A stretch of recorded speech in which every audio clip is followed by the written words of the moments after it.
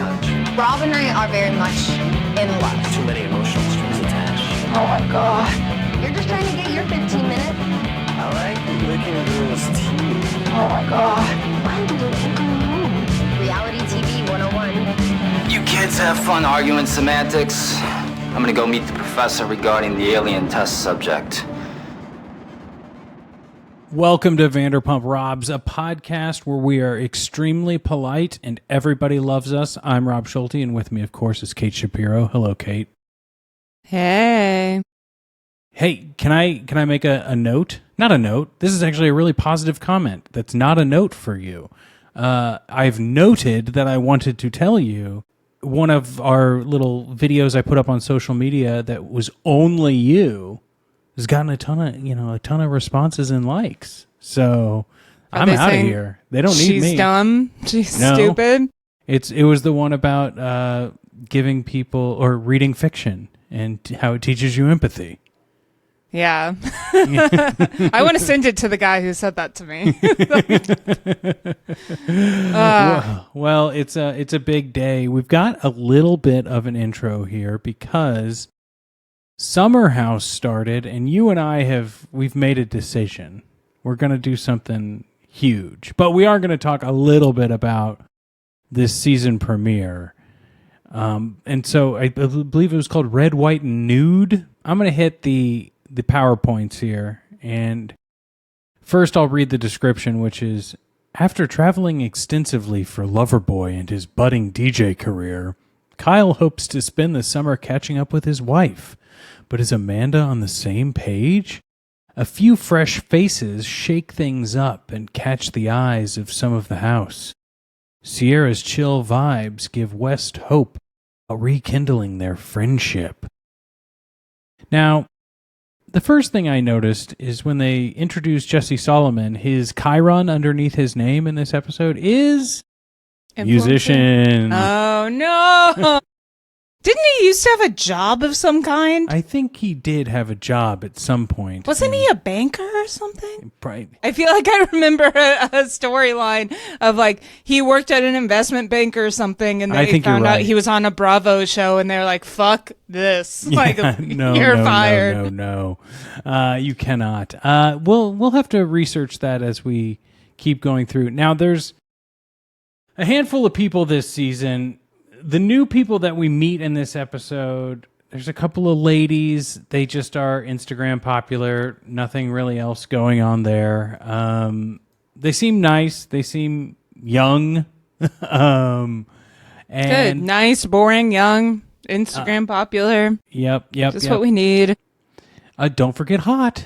They're very hot. Why didn't they keep Lexi on? I may have had a little bit of interest if they kept her on and it was like a summer of like Jesse and Lexi in the same house. I wonder if Lexi decided not to come back, which no way. But if it's not that, I wonder if her family was like too involved. Like Peter's family? Like they were like, you need to ask for like $1 billion an episode because you have 1 million fake Instagram followers. Yeah. I went on a hole on hers because like she has 1.2 million followers, and every post has 30 comments, maybe. Yeah, that seems bought and paid for. Now there is one new guy from Missouri, one of West's friends, and his name is KJ. More specifically, he's from Kansas City. More specifically further, he is from where I grew up, and his claim to fame... Do you know him? I don't, but I did reach out. Did you babysit him? I think I actually had probably moved away by the time I don't even know, but his claim to fame is he was a pro skater, and he invented a trick. I could invent a trick. Well, I'm sorry, and he actually did. Can we all invent a trick? Just because it's from your hometown. You're so ignorant on skateboarding. It's really showing. But here's the thing. I had trouble finding like the name, but all it is a 1 foot crooked grind to nollie inward pressure flip. Now, sounds like it's already invented. Well, it seems Someone like already did this. Yeah, it's like an amalgam of things, but I wish he named it like the patty cake or something, right? Like they gotta have cool names. Gotta brand yourself. You're in Summer House, my dude. Yeah. You have one summer to make your Instagram following maybe 50,000 more. Yeah. Maybe. Well, he has been modeling for a while, if which is kind of the Bravo pipeline, right? You do something, then you model, and then you get on Bravo. I don't know how West did it. Have charisma. Has Yeah, I guess charisma and so. like talent at what he does. Yeah, I I think guess he just so. like was a sports guy. So I guess like growing up in that, you like get some charisma. Because my dad, we've had this conversation, says he's great on the NFL Network. Okay, well, I mean, I like West. I like KJ. KJ's a little quiet for this first episode, though, but he's not without his charm. And he did respond when I DM'd him asking him to come on the podcast. So maybe we'll have him watch an episode of The You're Summer I getting too Turned close Pretty. to the subject matter. I know. Now when something like I say anyone can invent a skateboard trick, I could go out and invent one right now. Now you're defending him because he's your best friend. Kate, you're so right. I am so fucking stupid. I will not be texting Shane this week. Okay? I won't text Shane. Shane's the exception that makes the rule. You can text Shane. I can text Shane. All right. Well, that should be the rule. If I get their number, I can text them. But it's the DMs I got to be careful. I'll end up... well, Shane's a sober thing. That's like a sobriety. That's like, true. That's if true. you need, he can be your sponsor. Your new sponsor could be Shane. That's true. Which would be incredible. You could hear more incredible stories that you couldn't tell us. But No, you would never know would. them. Yes. And then that would give me a false sense of superiority, I think. But You already have basically- one. Oh, okay. Cool. I would like to just point out, though, that this entire episode is the passive-aggressive party. It was so difficult for me to watch Amanda and Kyle just dunk on each other, snide remarks, under their breath comments, or overtly make like Amanda, and it's edited in a way that like Amanda makes more snide comments than Kyle. Kyle talks his shit and is Kyle, the big dumbass, but like Amanda, it's just like, Amanda, we get it. You hate your husband. I mean, that's what I hated about this episode of Southern Charm. It's just like, just say you fucking hate each other. Yeah. Like, get drunk and yell at each other. Yeah. What? That's literally the reason we watch these shows, is those moments. The ones that get made into YouTube supercuts are those moments. Yeah. Like, say how you really feel. Like, nobody watches this for your passive-aggressive bullshit. Yeah, and the problem even further, and I think we talked about this on a previous episode, is that we already know they broke up. So Yeah, they really should have kept it for the mid-season. They think it is a Scandival that we're excited to like put the pieces together, but Scandival we did find out in the mid-season, or like 3 or 4 episodes. Took 4 episodes, and then we were like, okay, now we have something exciting to tune in for, Yeah, and also, that's if not you've what's been- going on when you do that ahead of time. Yeah. If you've been watching Summer House, the writing's been on the wall for these two. Yeah. They've basically have hated each other and have lived separate lives for like 3 years now.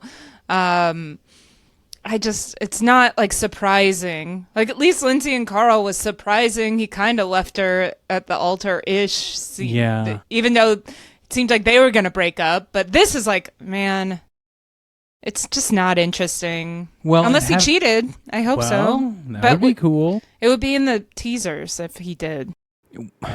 Or it would be in the teasers, and then we wouldn't hear anything of it at all, like last season of Southern Charm. Yeah. Craig was not texting someone else. I hate Craig, but he was not. He's not the kind of guy who would do that. He would fuck someone else drunk one night, but he wouldn't be like having a texting. No. He would not keep that thing on text. No, and I think the only other thing I want to say about this first episode of Summer House, because if you want to hear the recap, there's plenty of other places out there, folks. And Kate and I have a plan for our own Summer House recap coming up. But there's also an Australian guy on this season who was from the Australian Bachelor. So seems like there's a Is he Bachelor hot? to Bravo pipeline too. He's fit. Apparently his season of The Bachelor, though, there were 3 bachelors. And so the ladies got to choose from 3 different men. And sounds... Don't know how The Bachelor works. Well, Taylor Frankie Paul will watch the Bachelorette season coming up, and I'm sure I had that'll be someone exciting. explain to me today at work what Love Island was about, and I good still for don't you. understand. I still don't get it. And you know what? I'm not trying to get it. You don't need to get it. I would say I'm pretty high IQ, but not trying to understand this. The thing that is crazy to me is that Love Island is on like 5 days a week, and people do recaps of it. I'm like, these are people. There's nothing know. to recap, really. Yeah. And they were, I said that. I was like, isn't it on 5 days a week? That's like too much for me. And they were like, that's a good thing. So like when it gets to be summer, you can watch it for 4 days straight. And I was like, I'm not in school. I'm not really understanding. Yeah. I don't know what they mean by that. I do work at a yacht club. Summer may be the off season, but Well, who knows? summer should be fun. That's what I always hear. But it sounds like it isn't anymore. Just to sum up, Summer House. Yes. I mean, I have no interest in watching it anymore because there's no one I'm really interested in. Are any of these newbies seem like they're going to hook up? I only care about the hookups, really. Not in this episode that I can recall, and it was going to be like pulling teeth for me to watch it a second time. And I'm sorry, folks, if Is you're Jesse tuning going to in. hook up with anybody? Not yet. I think he's going to be jealous that Sierra wants to potentially get back with West, which seems to be cooking. And I would love to see a jealous Jesse Solomon because, as we stated last season, if that really happens, I'll watch an episode. Well, and he's a spoiled child, right? So if he doesn't get what he wants, he gets very upset, and that's He'll really write funny. a song about it. Yeah. Okay, but we've invented a way. You, Kate, have invented a way to make summers fun. And if we're going to be watching Summer House, what better way than to also watch The Summer I Turned Pretty? The Summer House I Turned Pretty. It's right there. It's right there.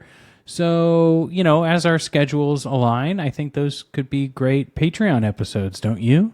Yeah. I think that'll be fun. We'll talk about I think you're going to Summer love House. The Summer I Turned Pretty. It'll be great. We'll do some bullet points on Summer House, and then we'll recap an episode of The Summer I Turned Pretty. And This is what the masses want. it is what they want, and this is a good reason. We're trying to get our 5 patrons on Patreon this month of February. Oh, this is some stuff to look out for. So try it I out. should ask my parents to subscribe, but then they might actually listen. Ugh, don't want That's that. like the only people I don't want listening. Maybe I'll just like sign them up for it and not tell them.